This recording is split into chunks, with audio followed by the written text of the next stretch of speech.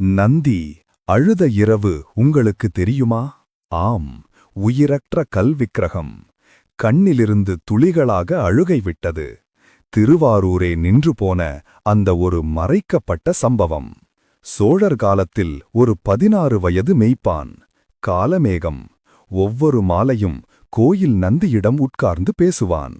அவனுக்கு நந்தி கல் உருவமில்லை, ஒரே நண்பன். ஒரு நாள் அவன் தாய் கடுமையாக நோய்வாய்ப்பு.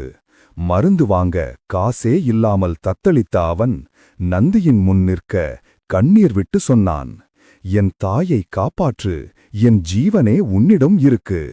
அந்த இரவு கோயிலில் காற்றே இல்லை. ஆனால் திடீரென நந்தியின் கண்ணில் ஒரு துளி நீர். அர்ச்சகர் அதிர்ச்சி. அது ஒரு துளி இல்ல, 2வது 3வது. நந்தி அழுதான். கோயில் மணிகள் தானாக ஒலித்தன.